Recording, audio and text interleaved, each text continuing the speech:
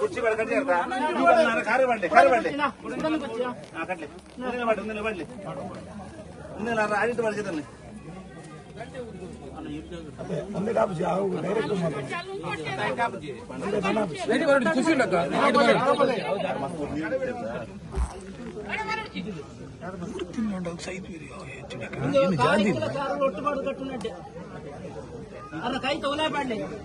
ಎಂತ ಬಾಲ್ ಮಲ್ತಿದ್ದೆ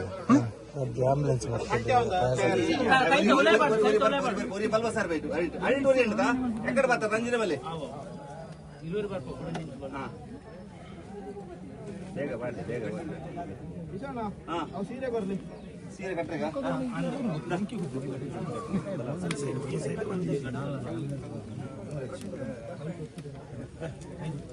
ಕಲ್ಲು ಗಟ್ಟಿ ಕಲ್ಲು ಗಟ್ಟಿ ಜಾಗ್ರತೆ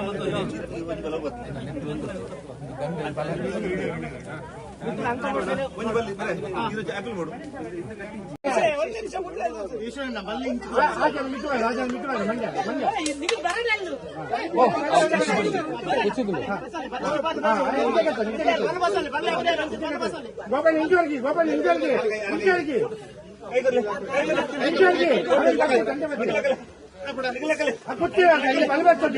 ಕುರ್ಚಿ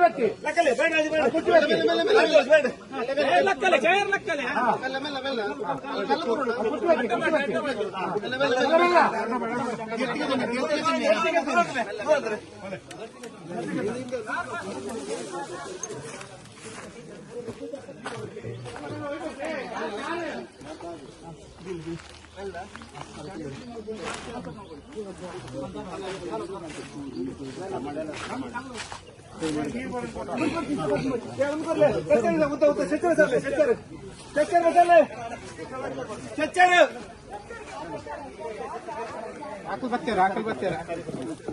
ಆರಾಮ್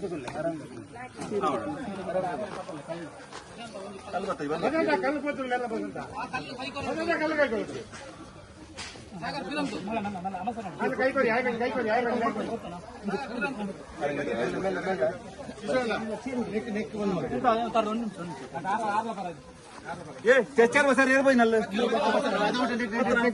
ಅದೇ ಅವ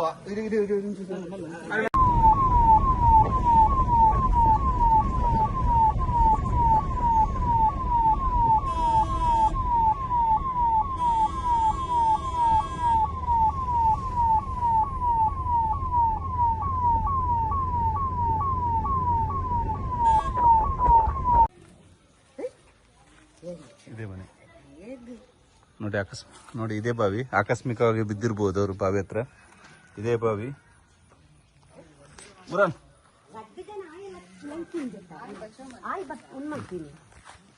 ನೋಡಿ ಸುಮಾರು 60-65 ವರ್ಷ ತಾಯಿಯವರು ಶ್ಯಾಮಲ್ ಅವರು ಹಾಗೂ ಗೋಪಾಲ್ ಕೃಷ್ಣಲ್ ಅವ್ರ ಹೆಸರು ಗೋಪಾಲ್ ಕೃಷ್ಣ